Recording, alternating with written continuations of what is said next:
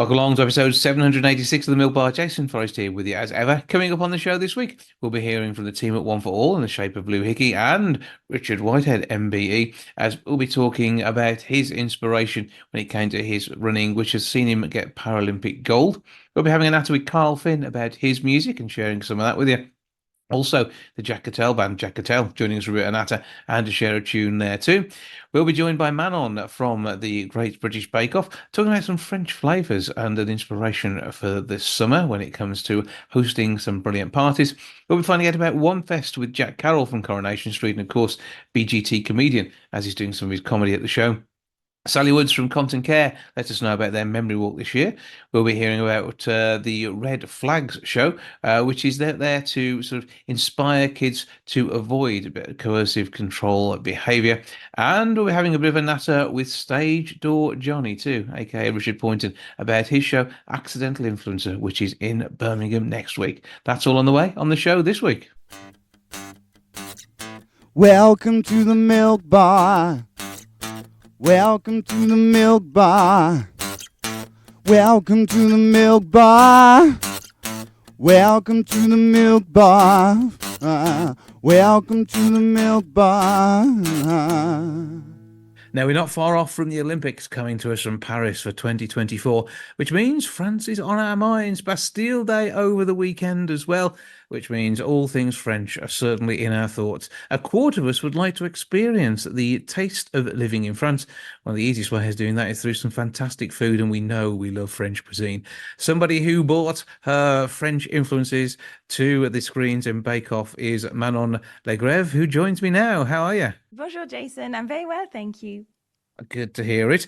And I would attempt French, but it's probably offensive the way I speak your language. So we'll stick with me mangling English. Don't worry, my husband is British, actually, so I'm used to it every day, and it's a difficult language. It is. You make allowances, which is what's good. But with 2/5 of us, though, planning on hosting friends and family over the summer, and maybe enjoying a bit of a barbecue surrounding watching some of the events from Paris. When it comes to food, it'd be great to have a bit of a theme, wouldn't it? And maybe have a few tastes of France outside of just a croissant for breakfast. Exactly. And I think for us French people hosting, I think it's sort of a hobby. I spend my summer having people around my house, friends, family. I think around the table, that's really where you have the most, the greatest conversation with your grandparents, your family, your friends, and of course, some delicious food. I've been in England for 12 years and spending the last 5 years really sharing my love of French culture, French food, and working with iconic brands like Boursin to bring the best, the taste of France to England. So I think this summer you should definitely try yourself as a few French recipes. Absolutely. And when it comes to it, we do sometimes take the mickey out of French cuisine in the same way as you do out of us with our roast beef. But it's not all frogs, legs and snails, is it? No, and I think people usually think French food is fancy, but I really disagree. I think French food, especially French home cooked food, the food that we cook at home, I have a new book called Chez Manon, which is the foods that I eat at home, the food that my family eats at home. And it's really simple food. It's all about making seasonal, simple ingredients taste their best. Now, because you grew up in a small village in Brittany, and again, each region of France has its own cuisine, doesn't it? Totally. I have to say, I just came back from a 3 weeks work trip around France. And even for me, I discovered new dishes, new flavors. Each different regions of France has something so special about them. And I can't wait to go again. Even me as a French person, whenever I go home, I'm like, wow, I'm always amazed by, the formule du midi. So you can go for lunch and spend 20 euros and have a delicious starter, main, a dessert. And I think that's really what French people, we do really well. And when it comes to exporting food, though, you are a renowned. We mentioned the croissant; that is the number one export. But baguettes. There's nothing better than the taste of a fresh French baguette, is there? I can smell it, and literally add some salted butter from Brittany, and here you go. I think that would be. I could eat bread and butter every day. And I do, but I could eat it for the rest of my life. And of course, it's going to go between courses potentially as well. When you're making meals from Chez Manon in your cookbook. Exactly. And for us, it's always bread and butter on the tables. That's one of the things I think, as I said, hosting, it's really part of something that we do. And thinking about those little extra things when you host your friends can really make, all of the difference. So, as you said before, if you wanted to organize maybe a French party, if you're watching the games, just, have a white table linen, some fresh flowers, some bread and butter, and just create a little aperitif outside and yeah, just do it like the French, host like a French. Yeah, I've got a friend who lives in France now, and she's often renowned for seeing her doing her Facebook lives and the like outdoors, and the French will regularly eat outdoors, won't you? Exactly. When there's sunshine, I'm from Brittany, so I tell you, it rains a lot as well, just like in England. But whenever there's a pocket of sunshine, we're always outside, and I think everything tastes better outside. You just in the nature. If you're lucky, you have maybe some herbs in your gardens that you've used in your food, and you just bought those delicious juicy fruits from the market, and that's what you enjoy in its natural environment, I would say. So yeah, just get outside. Mhm. It's almost like creating the front of a bistro in your own Totally. garden. Exactly, totally. And I think you can really be transported by food and by where you are. We did this incredible event in the lavender fields with Boursin as well as I'm an ambassador. And you could have been in Provence, but we were in Kent. So yeah, transport yourself. Just try a few little things to be in different places if you want. And what other bits of French culture should we bring along as well? Obviously, the wine is a big part of that. It is. It is. Well, my family also, I'm lucky my uncle had a vineyard in Bordeaux. So I grew up with all of this sort of wine culture. But for us, it's all in moderation. So I think just, I just enjoy a glass of wine here and there, but it's not the main things that I do when I entertain with people. It's more about being together, I'd say, around the food it's an addition to the delicious food. And what would you be thinking of maybe having a salad between courses as well? I know we often see that on the continent. Is that a French thing too, with a wonderful bit of French dressing? Yes, I mean vinaigrette again. I always have it in my fridge. The French dressing, salad. Yeah, I eat salad for lunch all the time. But for us, it's always a starter, a main, cheese, and a dessert every day for lunch, for dinner in my family right now. So yeah, you can always have a salad with, let's say, if you have I don't know some steak frites salad, or you have some moule frites salad, just to balance it all out. I think a bit of green. That's the way we like it. And again, it's all in a rainbow of colours with our food, and certainly the French diet will bring that to you as well. And obviously, with the cookbook on the way, people can pre-order that now, can they? Yes, they can pre-order it online to where you buy your favorite cookbooks, and it's out on the 29th of September, and it's called Chez Manon.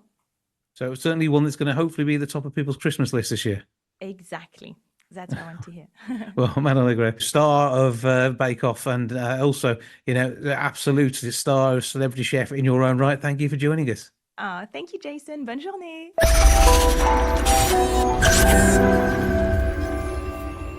Now, Jack Catell's music is absolutely phenomenal. Some recent videos and work from him have absolutely knocked your socks off. Why he is not at the top of the UK charts on a regular basis alongside his band, I do not know.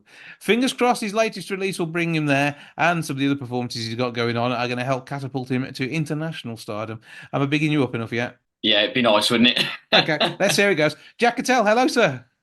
How are you, mate? It's been a I'm all while. right. I've known you the best part of a decade. It must be now, mustn't Yeah, dance that too loudly. It it? makes it sound like I'm really old. Yeah, we've known each other quite a Just because while, I haven't am doesn't mean you are. we? I mean, you were just, I think, graduating uni when we were talking first of all, probably. And I mean, these days, the music is just absolutely phenomenal, as I say. And how come we are not seeing you even as an independent artist in the charts? What's going on? Why is that not happening? I know that if you had the answer, you would fix it, but it isn't an easy marketplace at the moment, is it? It's got to be that one spark that triggers these things. No, that is the million-dollar question. I think I think we're getting there. I think we've shown really good signs of progression. Obviously, we changed the name from just my name to the Jack Catell Band at the start of this year, and we've gone on to do really good things this year so far. We've released 2 singles. So Embers was the first one back in March, and we've just released Save Your Tears, which is out now for people to go and have a listen to. We've just played the Isle of Wight Festival, so things are going in the right direction. And obviously, we keep the faith that the next single is always the one that's going to shoot us into the charts. And sometimes it's a little bit of luck. Sometimes it's you've just got to improve your game and up your game. And I think we are doing that at the moment, and we're on the right path. Well, certainly the writing and performing is absolutely spot on, and it is, as we've said, sometimes that moment that you get spotted by the right people, the likes of doing this and all your BBC introduced things that get heard. I mean, you are a regular on all of these sort of shows. I mean, on WCR, you turn up regularly because your music is phenomenal. You can turn up, play a tune at the drop of a hat. Going back through to lockdown, you would sending me audio in, and we were sharing it as a way of keeping everybody sane. And it's playing you on the big screen at the racecourse at the bonfire last year. We snuck it on a couple of 3 times in the end because it was just so amazing to see what's come together and the way the sound and the reaction to that goes. So we've got to see this get bigger. I mean, you've released several singles. I mean, where are we on the album front at the moment? Is that something that you've kind of done, or have you got a best of compilation we can make by a Spotify playlist, or what do we do? I think at the moment, in terms of an album, it's probably looking like an EP. We've been in the studio quite busily the start of this year, and we were in on Friday to finish off hopefully what will be the last track for an EP. We don't know when the release date on that will be. So it's in the pipeline. We are working on it, and we've got a good catalogue of songs recorded and ready to go now.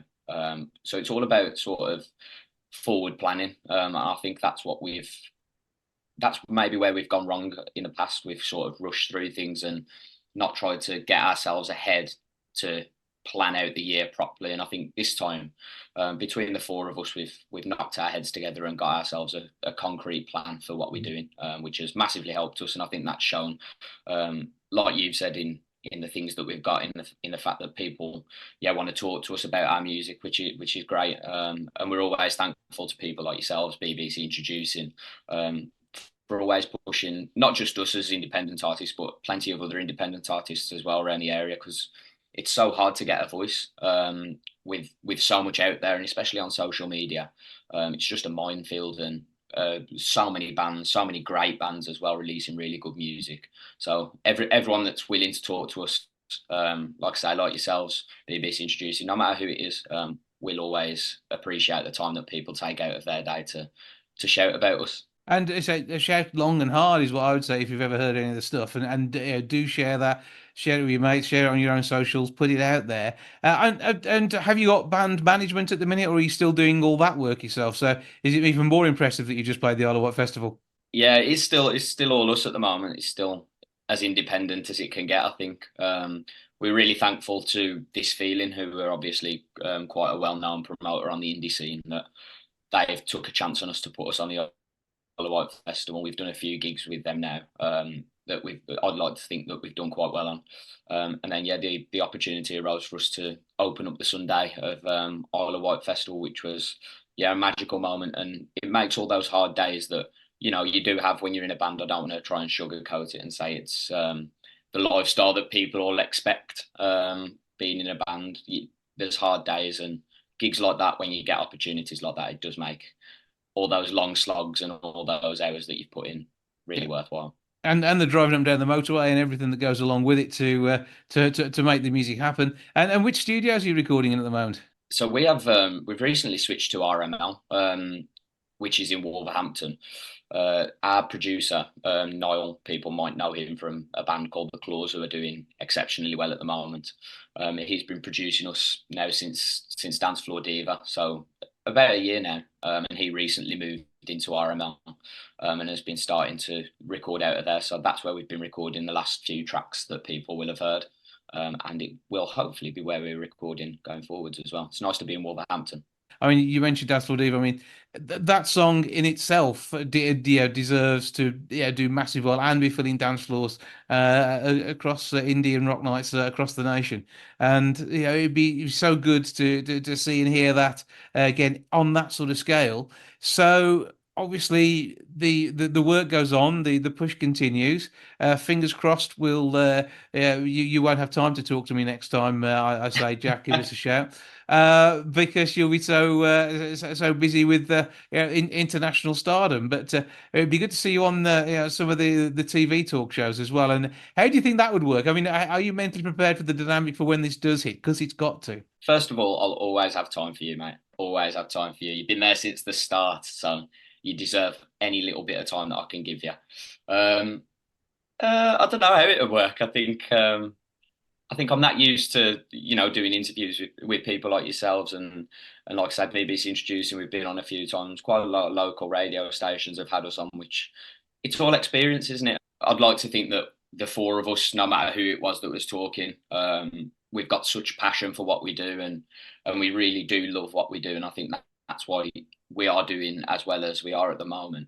That I think it'd just come naturally to us. I think it's one of them when you're passionate, whether it be about football, music, I don't know, science, whatever it might be, you can always talk openly with people and there's a flow to it. So I think we'd be fine. I'd like to think we'd be fine anyway.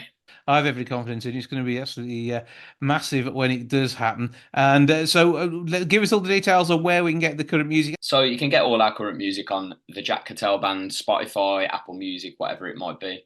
Catell is how you spell the last name. We've had so many different spellings of it over the years, so I always have to clarify that one. The Jack Catell Band on all socials. You can go and check that out. Well, you keep up the good work, keep up the great, amazing music, and very much looking forward to getting some stuff autographed by you. I'll be able to flog for a vast amount of money in years to come. And then there'll be the music, then there'll be the acting career that the whole band go into. There will be the whole lot. We'll look forward to it. Jack, always good to speak to you. Thank you for joining us, and we'll take a listen to that brand new single now. Always a pleasure, mate. Thank you.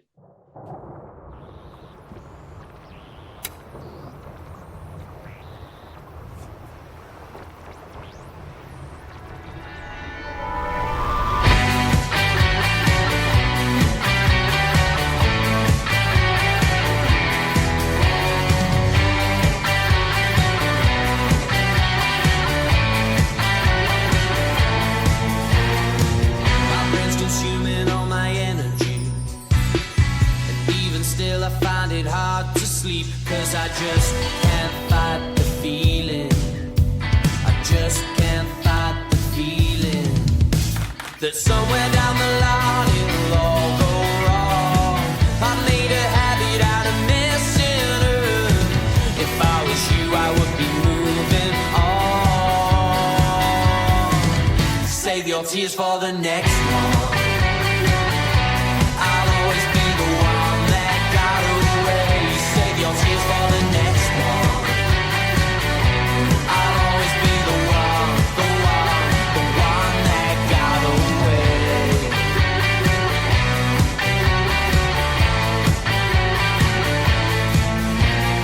I need a second just to catch my breath. I'm in a serotonin deficit, 'cause I just can't fight the feeling. I need to figure out the reason why I'm the architect of my downfall. Look in the mirror, all I see is faults. If I was you, I would be moving on. Save your tears for the next one. I'll always be the one that got away. Save your tears for the next one. I'll always be the one that got away.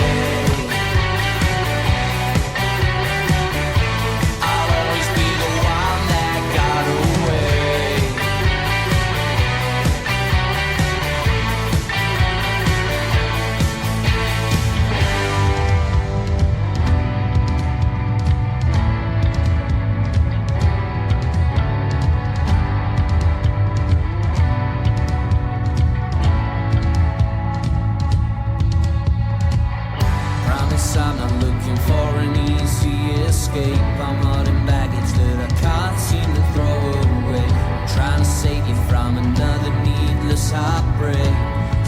will be the one that got away. I promise I'm not looking for an easy escape, holding baggage that I can't seem to throw away, trying to save you from another needless outbreak.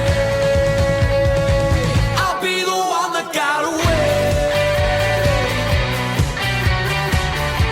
I'll always be the one that got away.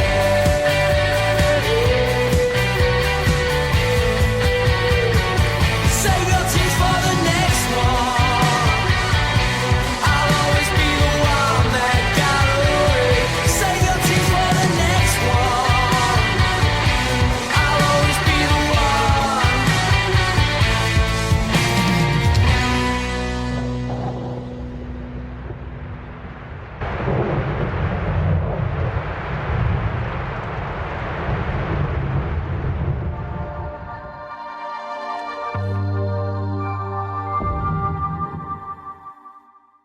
Now, OneFest is vowing to bring a world of more equity. To tell us more about this and how we can avoid some of the stigma around learning disabled, I'm joined now by Jack Carroll. How are you doing, sir? I'm very well, thank you. How are you? I'm all right, Tar. Good to have you along. And first of all, I mean, good to see you on TV more regularly with the Coronation Street stuff you're doing at the moment. Oh yeah, it's a great joy of mine to be part of Coronation Street, and I'm really enjoying it. So I'm glad that you are too. Good stuff. So, tell us a bit about OneFest, because I take it this ties in more with your comedy work. Yeah. OneFest is a festival based around the idea of ending the stigma around learning disability. And my part in that is obviously I've got a physical disability. I've got cerebral palsy. And one way that I've kind of managed to work out my kind of opinions around that is talking about it in my stand-up comedy, and as such hosting and headlining a gig on Tuesday, the 16th of July at OneFest. But the main point of the gig and the main body of the show is sets from a group of neurodivergent and learning disabled comedians that have been coaching over the past 6 weeks on how to do stand-up comedy. So yeah, it's going to be very exciting to watch them perform. Absolutely. And I mean, I'm never keen on the word disabled, because everyone is just differently abled. And, what one person can do is something else that's something somebody else can't do. And I think the way in which we use language is often very wrong and sort of knocks people's confidence before they start. And as having seen you from your BGT auditions way back when, confidence is something that you seem to have at least manufactured to get you through where you need to be and to show off your talents. Yeah, I've never really particularly had a problem with confidence, which may be a virtue. It may be a drawback in some cases. But yeah, I think stand-up comedy has been great for kind of enhancing my own personal sense of confidence. And I think from what I've seen working with the group of comedians for the OneFest show, that they've had a similar experience as well. Now, this runs through in Mansfield, so not too far away from us. Easy access via good roads and rail networks. So it's something that people can be part of. And this is, again, it's a chance to get people to come together and belong. And it's not just for those who may have learning difficulties or other issues. This is about everyone coming together to show their equity and to allow people to have an audience which is as diverse as those on stage. Exactly, and I think that's the nice thing about OneFest and my involvement with this particular group of comedians, is that hopefully it's not just going to end at OneFest, and we're going to be able to get some or all of the group out on stages across the country performing in comedy clubs. That is hopefully going to be the ultimate goal. But yeah, I think in the short term we'll have a great night on Tuesday night, and from what I've seen from the comedians, you're in for a really good show. And when it comes down to putting somebody on stage for the first time, I mean, that can be nerve-wracking in itself, particularly if you've had unjustified stigma thrown towards you. So it's a brave thing that these people are doing. Yeah, I think definitely. I think you kind of I forget sometimes, because I've been doing it a fair while, that it is nerve-wracking to go out that very first time. And I think, like you say, it's even more courageous because of certain challenges that this group of people have faced. But actually, you know, once once we kind of had a chat about the performance side of things, they really came into their own, and I think that's great to see. And I think conversely, it will kind of help their confidence going forward. Cool. And what else is going on with you at the moment? Because obviously the Coronation Street gig we've touched on, but as a recurring character there, that's a nice one on the CV, and something that's going to continue for a while yet, as far as we know. Hopefully, yeah. I think as far as I know, it'll be a little while yet. I'll still be around on the cobbles. And yeah, I'm having a great time. So I'm very glad to continue to be a part of the show. And stand-up work as well. Do we find you on the socials for all of that? Yeah, I'm doing a few gigs, kind of as and when, and yeah, you can follow me on the old social media to keep up to date with when I'm performing. But yeah, my next gig is for the OneFest show this Tuesday, which yeah, I'm really looking forward to, both as an act and as an audience member. Well, yeah, getting to be both on the night should be good fun. Give us your socials before we find out how we can get tickets for OneFest. At Fat Jacko on Instagram and X/Twitter, whichever it is these days. It's hard to work keeping track of these things. Yeah. But OneFest itself, I mean, organised by Tracy Radford and Brad English, it's going to be again a brilliant event. Where do we get tickets, and how do we become part of the OneFest family? You can follow their socials. I think it's at OneFest Knots on Instagram, and that should have all the details as well as my own personal social media. Yeah, give it a Google, follow the links, and before you know it, you'll be enjoying an amazing night of comedy next Tuesday night. Well, Jack Carroll, comedian, actor, thank you for joining us. Oh, thank you for having me. It's been lovely. Cheers, Jason.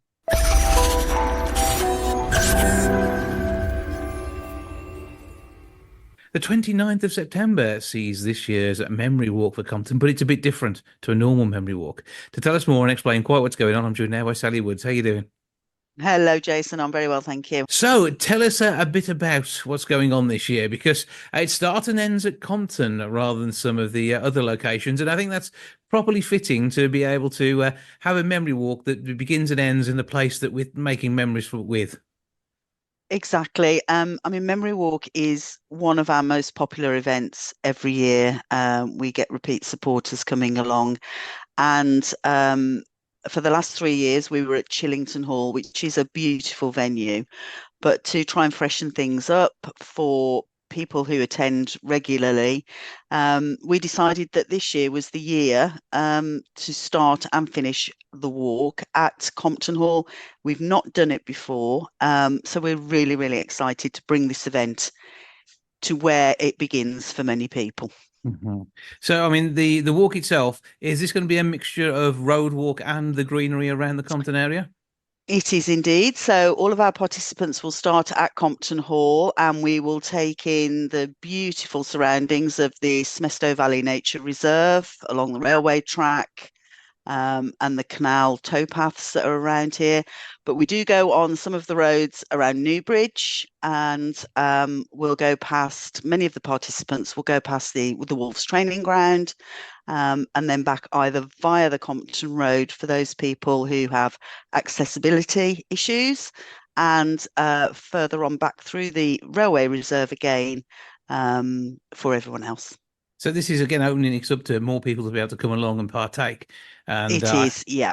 I know there's always been alternative routes, and there's been options for people to be able to join at different points in the route as well. But this is going to be an inclusive walk, and one, I say, although it does have a couple of different diversions, overall we'll get to see the same scenery as everyone heads round. But it's still a case of wearing proper, sturdy, quality walking boots, isn't it? It is, yes. We all know with the British weather, one day it can be raining and the next day it can be blistering sunshine. So people will be encouraged to wear appropriate footwear and to either bring their cagoules or their sunscreen.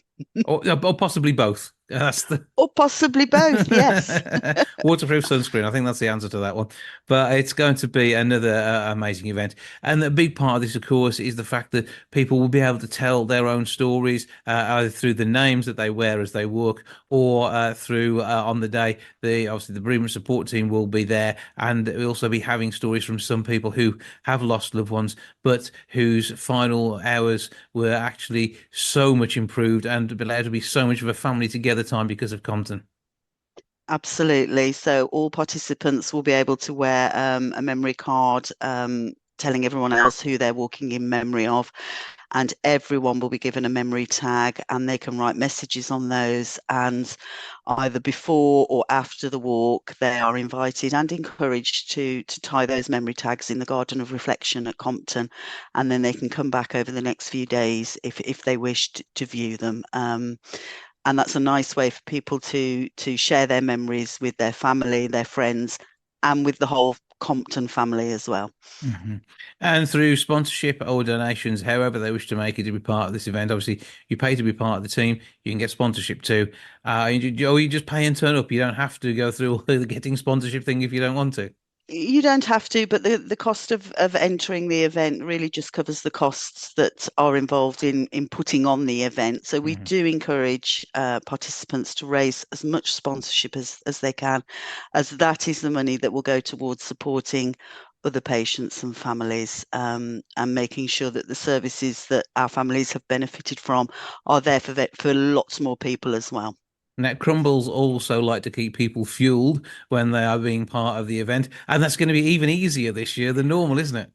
It is indeed. So Crumbles will be providing refreshments on the day. So we'll have hot and cold drinks and hot and cold snacks for people to purchase when they're on site. And we will, of course, have an ice cream man, and hopefully the weather will be suitable for ice creams. And we'll have sweets for our younger participants as well.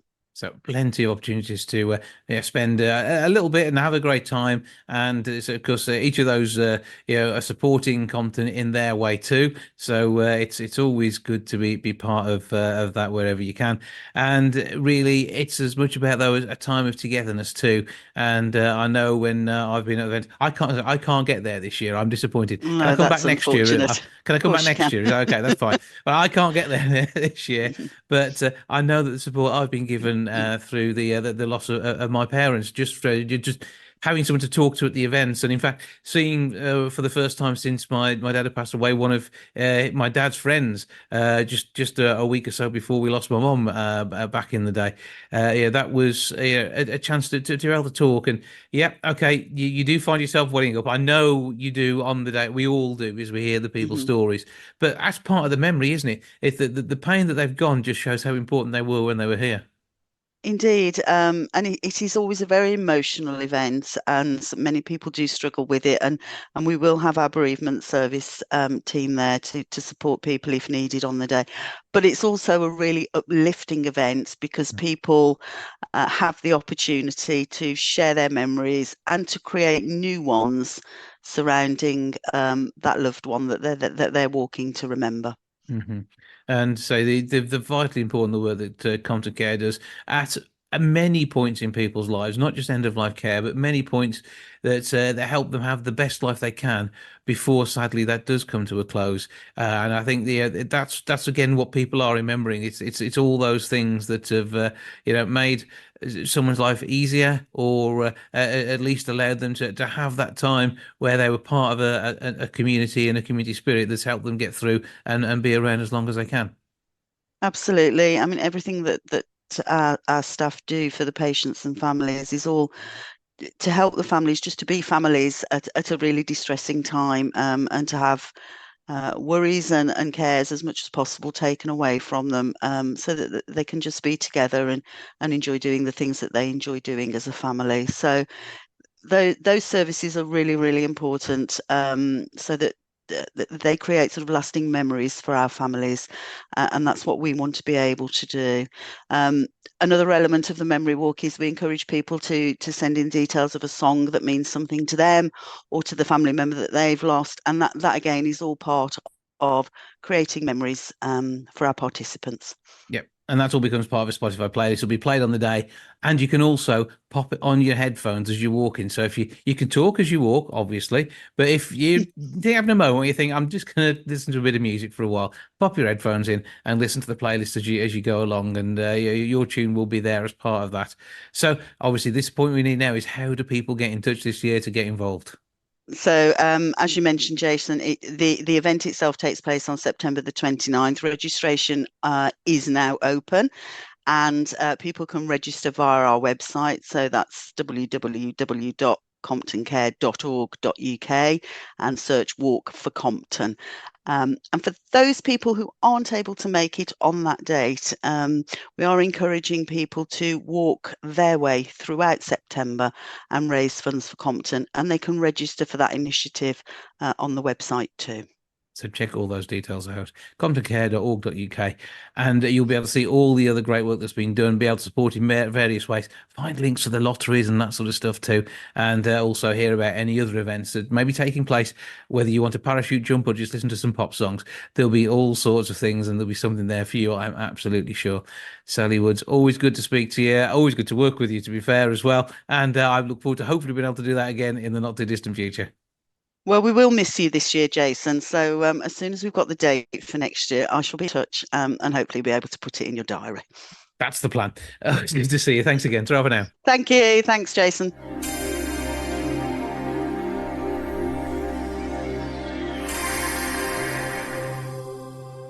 Now, Richard Poynton, Stage Door Johnny, is the accidental influencer.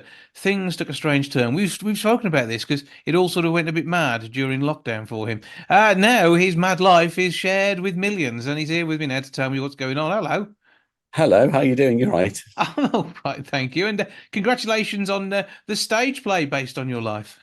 I don't know if I go that far. I think No. also the pandemic was kind of mad for all of us as well in Yeah. lots of different ways. I'm sure that people can identify with all the kind of bonkers things that everybody got up to. But yeah, for me, it involved me going viral and amassing an online following. And so I've created this show based around that experience of being suddenly thrust into this world of online influencers and being approached to promote all kinds of weird stuff. What's the weirdest thing you've turned down? I got invited to have something injected into me on Harley Street. I think it was like a course of vitamins to do with energy levels. And I thought, no, I think I might draw the line at actually being chemically altered. I think that might be it for me. Yeah, I think I was also approached about promoting a standing desk, but that had an exercise bike attached. I was like, I don't think that I'm that target demographic. It's not on brand, but it's not out the ordinary. Well, exactly. And I've got all sorts of stuff like air purifiers, fans, yeah, just really bizarre stuff. And I just thought, why on earth, when I've created this content around language, would you think that people who are interested in that are interested in vitamin D? But that's a part. I mean, a big part of it, really, isn't it? Because I mean, you're there because of what you do, and to see you enjoying things that makes sense, and maybe some wordplay around some of these things. But you lose your audience quite quickly if you are there just basically being a coat hanger or whatever. Absolutely, yeah. So I think my content is quite authentic, and it's all, as I said, been based around international language quirks, particularly when I've really focused on English, obviously, because that's my first language, but I have kind of done a couple of things in other languages as well. But my audience is really international, and I think it's anybody that has English as a second language, or anybody that has dyslexia or is neurodivergent really appreciates the work that's gone into it. And I think if I suddenly then start trying to push, I don't know, slimming teas on them, I think it would be, don't think it would go down all too well. But it's very much about you and your alter ego. Now, have they both got names now? They do both have names, yes. And I did one, and it was their year anniversary, where they have this meeting and they suddenly realized that they're both called Jeff, but one is Geoff and one is Jeff, and wrote a whole sketch around that. So previously to that, they were just known as the note taker and the namer. I'm also just assuming that people know the content that I make, but I'm very aware that lots of people don't at all. So it's basically sketches where there are two guys who are meeting to decide what words should be chosen for certain things. And with that come all of the inconsistencies and contradictions within the English language, like the word tear, for example, TEAR, same as tear, TEAR. And how anybody gets their head around that is beyond me. See, now when you said it, I heard Tia. I was thinking of a multi-layer cake. I think that says more about you than it does me. Thinking about cakes Possibly. already, Jason. Cakes are I amazing. hear tear, I think about cake. So the accidental influencer, I can't say accidental influencer. I should I say accidental influencer show. I still can't say the show that you're doing. Yes. It's all coming up with the old joint stock, and you've still got a few tickets left. But the initial dates sold out massively quickly, and you've had to Yeah, add so extra dates. absolutely. So we announced the show for the 19th of July, which is the Friday, and we'd only got that one date booked in, and it sold ridiculously quickly. So we've added a second date, which is on the 21st of July, which is actually a Sunday matinee show. So that's at 3 p.m. Rather than the Friday night, which is at 8 p.m. So And yeah, there's still tickets available for the matinee, but yeah, the Friday evening is chock-a-block, which is a terrifying prospect. but even so, I mean, the old joint stock holds a nice number of people, but it's nothing compared to the number of people who see you waving your pen around as you take notes. Well, there is that as well. And I remember this is part of the show, actually. I went through a period of looking at venues that had the same capacity of the amount of people that had seen my posts. And I remember this was post lockdown. I'd gone to the Commonwealth Games at the stadium in Perry Bar. And I think it was something like 4 of those stadiums were the amount of people that follow me online, which is crazy. But then it's really humbling to know that I'm performing in a space that holds 80 people. But So I 80 may have a people, million followers, but 80 people are coming to see the live show on the Friday night, and there's still a 80 few tickets dedicated left. fans. That's what it is. Oh, absolutely. It's not about the size of the audience, it's what you do with them that counts. Well, I mean, it's all brilliant fun though, and I like the fact that I mean, this is a show that you never thought you'd do. You do shows all the time, whether it be one of Yeah. the burlesque nights or all the other stuff that you do. The cabaret is your world, but this is something else. I mean, you haven't really got to turn up and be sexy. It's no need for a play suit that night. Oh, absolutely. You I can don't know be. that I turn up and be sexy at burlesque nights anyway. Not for want of trying. But yeah, this is a bit of a departure from my cabaret performances. And when I set up my TikTok account, I obviously just put in my stage name, which is Stage Door Johnny, just because I wanted it to be the same across all the different platforms. Never did I ever envisage that it would explode the way that it has. And so this is a bit of a departure from cabaret. It's more akin to stand-up comedy, I suppose, and just charting the kind of bafflement that I've experienced in going viral. But we also know that you can go off script on the whole night, and you will work to the audience reaction, and you'll know exactly how to do that as well. Oh, completely. Yeah, there'll be lots of ad libs along the way. And so who knows, the show might be an hour long, might be 2 hours. I could be the next generation's Ken Dodd and just go on and on and on. And equally, there's still grounds for this show to maybe turn up elsewhere as well later, isn't there? Absolutely, yeah. So I have got plans to hopefully future develop it, and yeah, watch this space. That will be a DVD box set for Christmas. Yeah, fingers crossed with a book tie-in would be lovely. That'd be fantastic, wouldn't it? Signing copies in Waterstones before you know it. Meanwhile, how do we get hold of tickets for the show to help bring along the fictional book we've just thought of? Brilliant. So tickets are available through the Old Joint Stocks website, which I think is just oldjointstock.co.uk. But you can find links to that on all of my social media profiles, and that's at stage_door_Johnny across Instagram, TikTok, and YouTube now as well. No, JOHNNY on the spelling. That's the one. You will Yeah. find him here, there, everywhere, in people's ears, eyes, minds, and hearts. He is Stage Door Johnny, aka Richard Boynton. Have a brilliant time with it. It's not the sort of show where you have to break a leg, but if you did want to, I don't think it'll hurt. Well, it might, but it's going to be absolutely awesome. And you're such a lovely chap. I'm sure that's going to come across on the night as well. Oh, that's really kind of you. Yeah, hope so. I've still got to put a few finishing tweaks on and talk about the time I met Joey Essex. Teasers. That's what it is. It's all just Absolutely. teasers. Come to the show and you'll find out when that happened. All makes sense sometime. I'm It sure wasn't it'll on be Love at the Island. show. But maybe next season you might get that invite. Fingers crossed. From your lips to God's ears. Richard, always good to speak to you. Thank you for joining us and keep up the good work. Absolute pleasure. Thank you.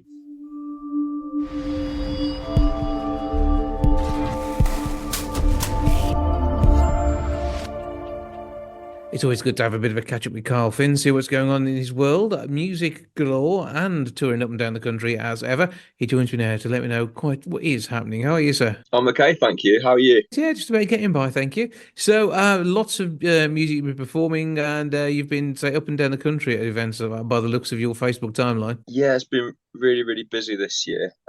Saturdays and Sundays. So yeah. Anything new on the music front? Have you had a chance to get anywhere near a studio recently? Yeah, I actually went on Monday. I was absolutely knackered. I was literally like, I was working on a cover of Donna Summer's "I Feel Love." So yeah, I'm doing a disco theme in my sets this year as well. So I'm trying to think of some disco songs to add to it. Actually, I've got an original one called "Breathe the Sound," which I did with Simon Ellis, and I'm sticking that in there. And that's got like a bit of a dance routine. It's a bit like the Chatter Slide. Okay, and do you have friends joining you on stage for that part of it too? Yeah, I drag people up. Okay, so full on backing dancers. That's the way it works. And your outfits have been as crazy as ever. Oh yeah, did you see the Superman one? But there's been a few that we've spotted. Yes, there's. I'm not entirely sure how you fit into some of those. I know. I tried to keep everything blue and orange this year, so everything sort of coordinates. And I bought this sort of all-in-one sort of outfit, and it sort of doubles up into, well, it triples up into a few different things. So it's good for costume changes. You enjoy your costume changes. I mean, when you were part of our interview quiz this year, we did have you with numerous costume changes, purely for those who were watching on video rather than the radio audience. But it was a bit of fun.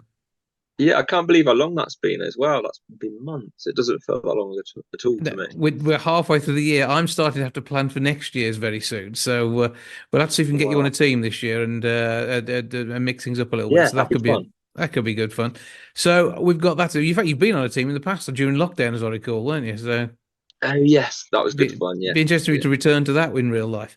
Okay, so musically, so where do we find what you're doing and the like at the moment, and tell us about the latest stuff and when it'll be released. So I've got about 4 singles, original singles that are due to be released. You'll find them on songwhip.com/Kyle Finn, but they're available on they'll be available on Spotify, Google Play, iTunes, and all streaming services.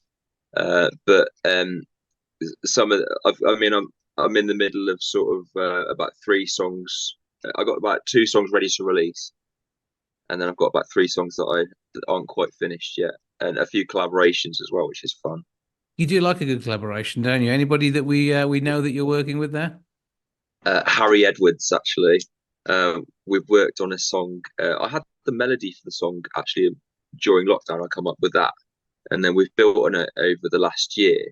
And it's called "I Want You Bad," and it's sort of a Basement Jaxx sounding song, which is different for me. But I do like changing my style as well. So. That's going to be good, yes. And adding to your set. But you like to throw in a fair few covers as well, don't you? Yeah, definitely. when I do an original, I try and find like a cover song or a few cover songs that fit that style, and then I sort of stick my original maybe next to those covers, so people are a bit familiar with the sounds and stuff. It's very much a Carl Finn mega mix at points. Yeah, it can go from like there to it's a bit of a mix. All over. Well, you keep having fun with that. We're going to play a song now. Which one are we going to have? I'll let you choose. So could you play Me? We can do that.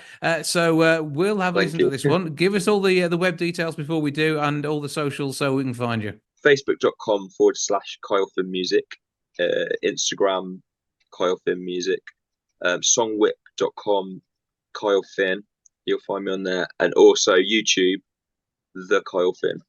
Okay, so lots of places to find you. Basically, you're looking for a fella in what's most likely a rubber outfit as well, because he seems to be obsessed with that this year. Wow, I wasn't going to say, but yeah. Also, if I'd like to perform at like the Wolverhampton Christmas lights. If you know anybody, we're putting that out there. Okay, we'll mention that to the people I know over at the outdoor events team. See how we get on from there. And I mean, you met last year's mayor, so you know you're in with a chance, though, aren't you? So we'll see.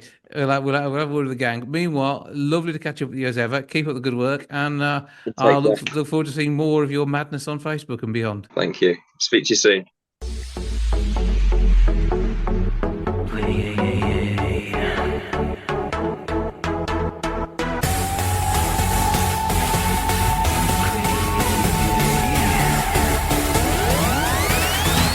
For the dance floor, so come on and play me.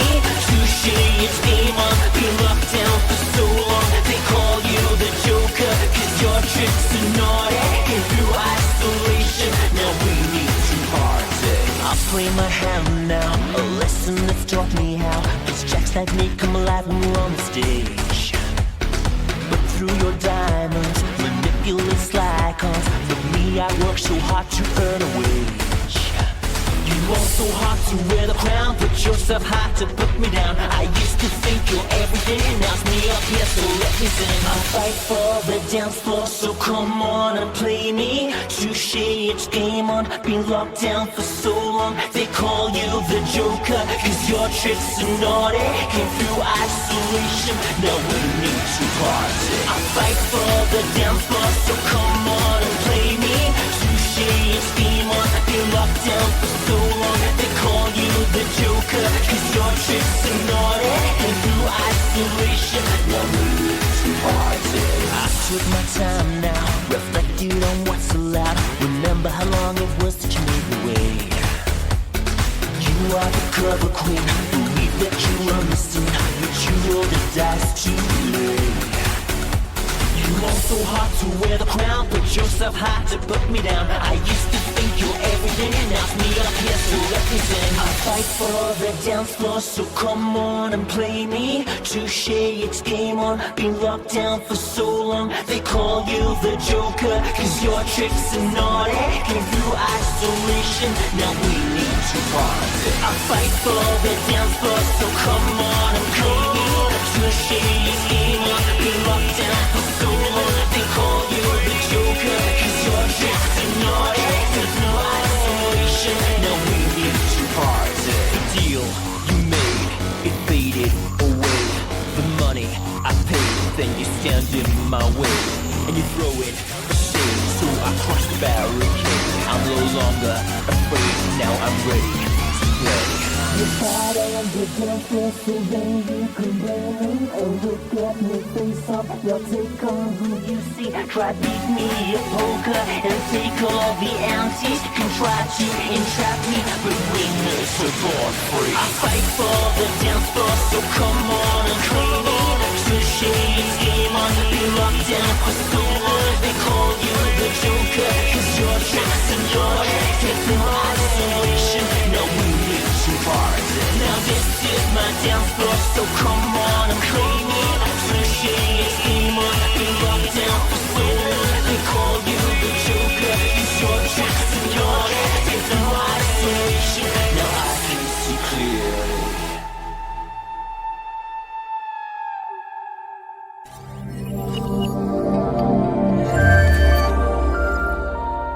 School is about to be out for summer, and it is time to say thank you to our teachers and the influences that they have on our lives in the past and our kids' lives now.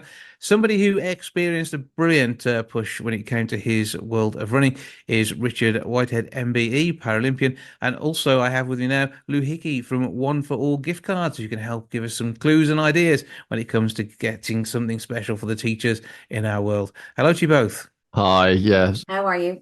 Oh, good here. Right, first of all, let's talk teaching to begin with. And Richard, obviously, teachers are forming kids' lives, minds, and getting them into all sorts of shenanigans when it comes to careers, and in your case, into the world of your Paralympic work too. Well, when I think back to my success that I've had, the 2 Paralympic gold medals and the 4 World Championships and all the success that I've had within sport, I contribute that to the support that teachers have had from an early age. They really did give me the foundations for success. I'm a person with a disability. I'm a double leg amputee.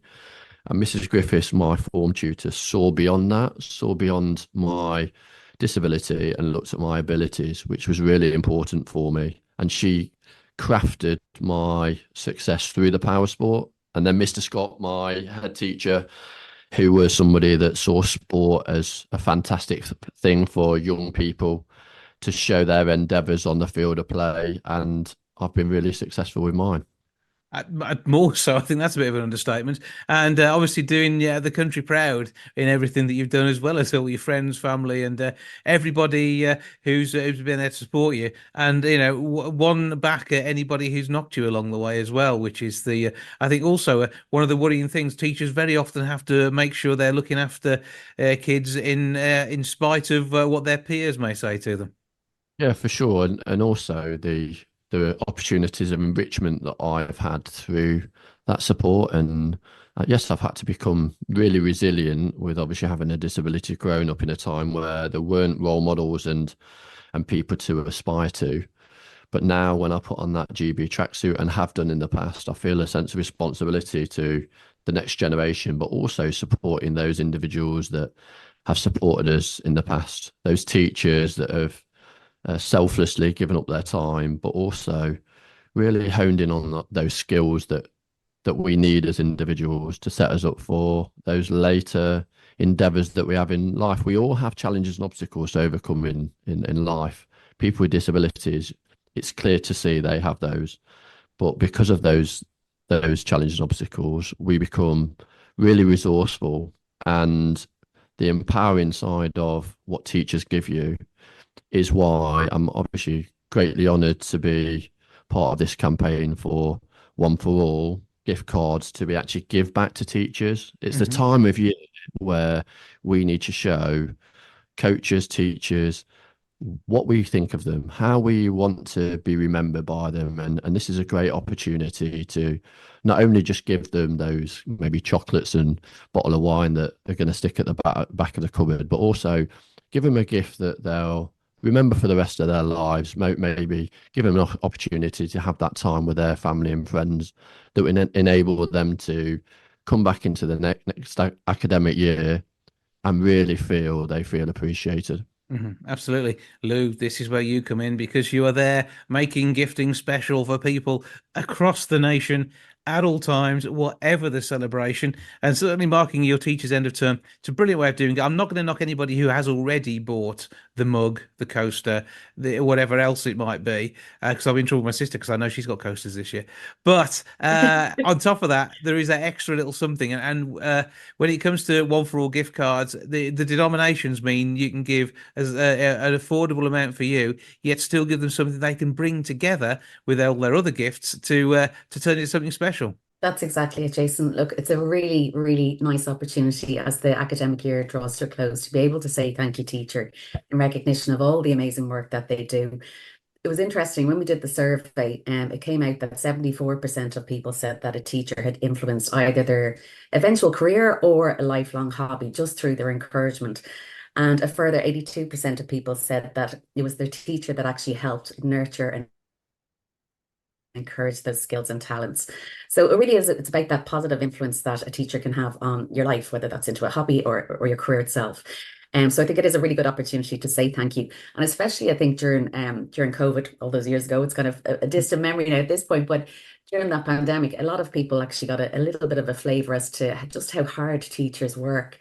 Especially as they were, teaching and trying to school from home. So, if you do want to say thanks, do reach out, and a gift card is a really nice way to be able to do that. Plus with some flowers or a mug.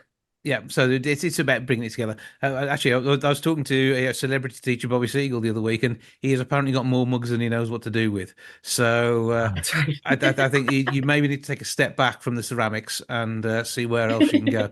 And certainly One for All gift cards, a brilliant way of doing that. And if this is extra couple of quid for the mug, bung it on the gift card as well. So that will work wonders. And I mean, when we're looking back, Richard, when you were at school, I mean, was it the done thing to give teachers gifts? So it certainly wasn't when I was there, but you're a little bit younger than me. Only a few years, I think. I think it was it was a great way to actually show the support that they'd given was appreciated. And it's more widely known that not just individuals, but also collectives. So classes come together to give a gift. And that's why this is a great way of showing your appreciation as a class, not individually, because we know that economically not everybody can afford the same amount for those gifts. So the coming together of a class to support your teacher is a great way of showing that collective support. I worked in the teaching profession for 5 years, and I still have individuals that send me messages on social media around the support that I gave them and the gratitude they show. And that still means a great deal. So giving that gift to those teachers that really do need it is greatly appreciated for sure. Yeah, a little bit of lift at the end of the year, knowing they've got an entire summer ahead of them to try and work out what they're doing next year, get the planning done and put all that extra work in, which makes the difference when it comes to the way classes work for the start of the 24-25 academic year. So we're going to treat them. How are we going to do that? Come on, Luke. Once again, give us all those details of where we can find the wonderful range of One for All gift cards and how you can personalise them as well. Absolutely. Look, you can go up in your local post office and major supermarkets nationwide, or of course, you can jump online to our website. It's oneforall.com. You'll be able to see a full range of gifting options in there. And if you wanted to find out more about the research that One for All conducted, jump onto oneforall.com/thank you teacher. And check out those details there. Most importantly, they do say thank you to your teacher, and make sure that they realise the difference that you've made. And again, Richard, I'm sure you've been back and spoken to your teachers when you a few years back when the success started rolling in. I think the teachers appreciate that kind of conversation that they have. I recently had a message from Mr. Scott, my head teacher. He saw me running in Nottingham, and he saw that I've still got that drive and determination that I had when I was 11 years old. So it's nice to see that he's still keeping that eagle eye on my success. And 36 years later, that's quite impressive. That's it, I know, and it's down to him and his fellow professionals that have really guided me in my success, and a lot of hard work, obviously. Absolutely, it's teamwork, and the teachers are a massive part of that team. So get them a gift. Yeah, absolutely, every time. Well, for now, Lou Hickey from One for All gift cards and Richard Whitehead MBE. Thank you both for joining us. Thanks, Jason. Cheers, Jason. Thanks a million.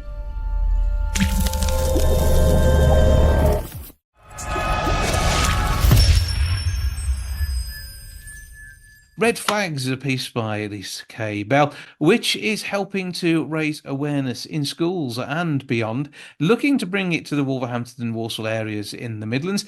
She joins me now to tell me more about the project. How are you doing? I'm all right, Jason. Thanks for meeting me today. It's been a while. It's been a while. We were talking about your written word last time and not performance pieces as well. So remind people about that work to begin with. Yeah, so I had a book out called Writing the Wrongs. I've also got one called The Midlife Illness Tour, and you interviewed me about that probably about 3 years ago now, when I was living down in sunny Cannock, but I've moved back home to Yorkshire now. So, but Cannock and the Mids is still in my heart. And and an area which has been in some parts has formed sort of the work you're doing, because when you're looking at the areas of mental health and the coercive control that you've seen, I mean, this is something which is unfortunately endemic across the UK, and you've been able to talk with people who are victims wherever you've laid your hat. Yeah, I mean, it's actually worldwide, and I am going to talk to you about some exciting things that are happening with the play that I've written in terms of being commissioned over in America. So, yeah, it's going beyond the Midlands and over to the States as well. Yeah, so give us the background to Red Flags then, because as the name suggests, this is things to look out for in a form which is digestible. You have a red flag.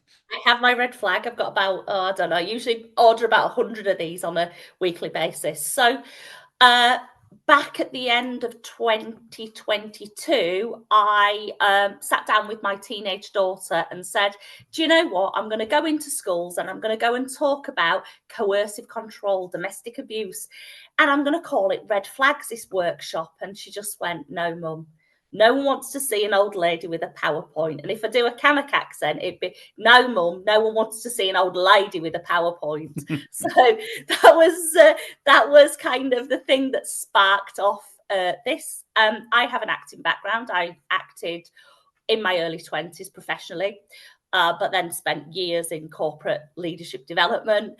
And my daughter said, write something. I've become a bit of a prolific writer in the last 8 years.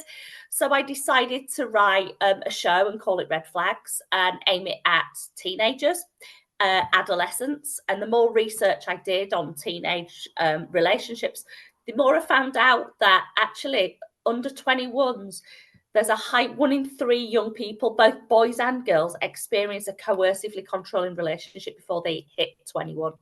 So it is an issue that needs addressing. I wrote this theatre production, which is not a full end-to-end play. So I know you interview loads of people within the performing community, but this is not a full end-to-end play. It's theatre and education. It's an interactive piece, and the audience are very much part of the show. So that's where we're at in terms of it. Since March of last year, we've seen over 7,000 young people, and we are partnering with 45 different organisations, from schools to councils to police forces across the country. So there you go. That's where we're at with it. Even though this isn't a new problem, actually it's been exacerbated by the ease of social media and communication. And whereas if you wanted to talk to someone from school when I was a kid, you had to know their phone number, ring them, or turn up on their doorstep, these days you're in someone's pockets. You're on their screen in front of you. You're even in the glasses, their headset they're wearing to play games. You can be everywhere, and that sort of accessibility to your peers has really probably dragged this problem out much more into the open in some ways, but also has made it hide behind the screen. Yeah, and as has COVID, I mean, since we last spoke, COVID's happened. So, I haven't spoken to you for that long, that we've had a pandemic in between. And COVID brought this stuff to the surface. Technology does have a huge part to play in coercive control. But there was also a piece of legislation that was brought out in 2015, which is now being exercised by the police. It is unlawful to control someone's life to a point that they can't live a normal everyday life. And it comes with a 15-year custodial sentence. Young people don't always realise this, and they don't always realise that some of their behaviours might be controlling and might be preventing people from living a normal life. So part of our work, and I say our because I've got a team of 26 actors and a couple of facilitators that work for me, part of our work is early intervention. So getting in there before people kind of are in these relationships, or getting them to realise that actually, well, my behaviour might not be great. And that's what this piece does. We use actors and we use facilitation to get the point across.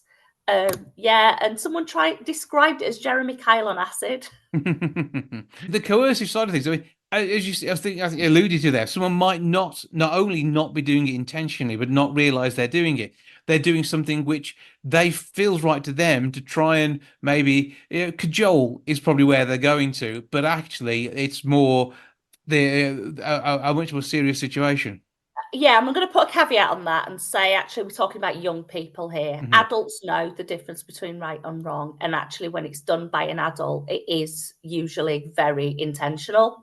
Sometimes young people might have learned behaviour because they've grown up in households where this has happened. They've seen it play out through people who they perceive to be their role models. And that's where we step in. We kind of do it in a way that is not intrusive, is not offensive, is not in their face, and he's not the old lady with the PowerPoint, as my daughter said. It is literally a show which gets people to discuss this.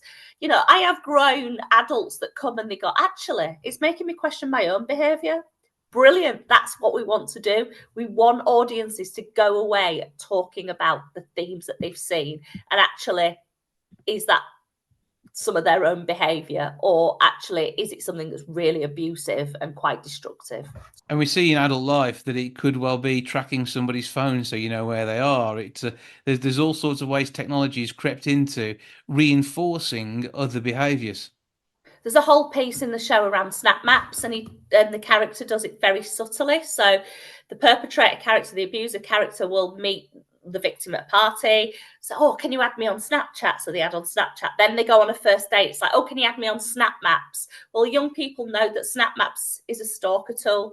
Everybody can see what's going on, where you are, and the exact location. So it brings up all these conversations around, well, should you have your snap maps open public? Should you let somebody follow you? So we're tackling all this as part of the show.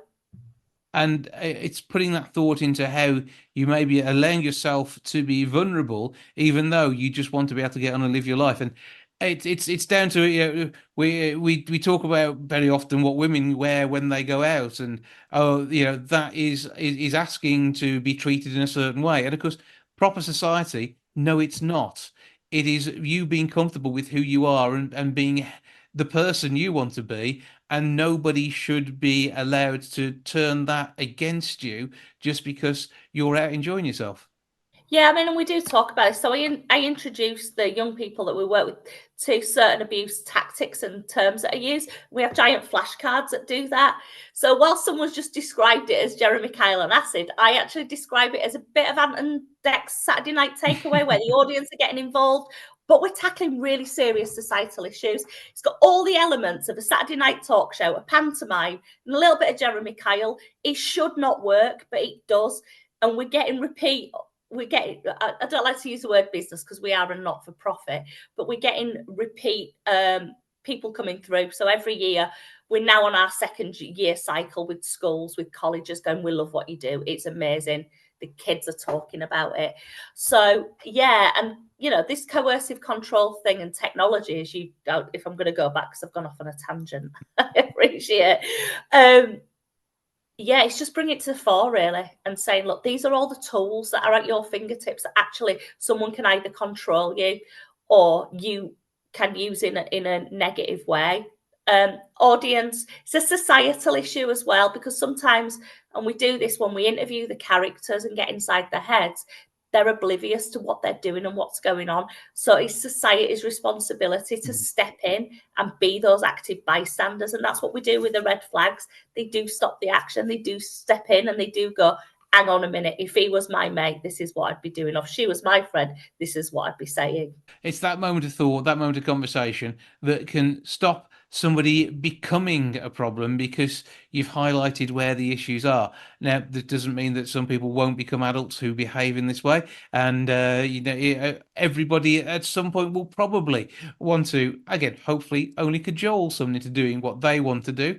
But it should always be your option. You should never feel obliged to do something that you don't want to do. And, however your relationship's built up, whether you're friends or partners, whatever your the interaction is, there are rules, there are ground rules, and they are your own. Yeah, I mean, if you look at things like seatbelts, so back in the day, people didn't wear seatbelts. I want this to be as socially unacceptable as not wearing a seatbelt. So someone bullying someone, coercing someone, being downright controlling of their life to be as bad as not wearing a seatbelt. It become cultural, and that's what we're aiming for. The safety harness for society is red flags, and if you do wish to book this, it is available for schools, and you say you and your team can travel pretty much anywhere to bring this to your audiences. We've done quite a bit of work in Leicester recently, so we are moving down the country, and as I say, we're going over to America. The organisation's called Soundproof Box, so we can be found at soundproofbox.org, but this show is called Red Flags, and we have actually taken the red flags methodology over to bullying and drink spiking as well. So we've got a couple of different shows that are aimed at unacceptable behaviours in and around those topics too. Yes. So whether it's a school, youth group, an organisation, and workplaces as well, I'm sure that this would sit very comfortably in to make sure that everyone can sit comfortably at work too. Yeah, psychological safety at work is what we call it in terms of the workplace side of stuff. So yeah, soundproofbox.org. You can check us out. We're on every bit of social media. We've got some great video clips, and we did our first show featuring a same-sex relationship on Friday. So I wrote the show for a gay couple, and that was delivered at a school in the army base up in North Yorkshire. All angles and all communities needs to make sure that we have an understanding, and it's that space that that others need, and it's our behavior which can, as we say, often unintentionally, but certainly should be raising red flags to others. Lisa Cabell, thank you for joining us. Thank you. Thanks, Jason.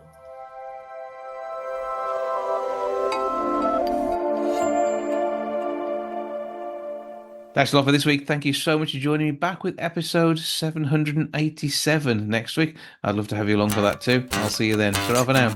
Goodbye from the milk bar. Goodbye from the milk bar. Goodbye from the milk bar. Goodbye from the milk bar. Yeah. Goodbye from the milk bar. Yeah.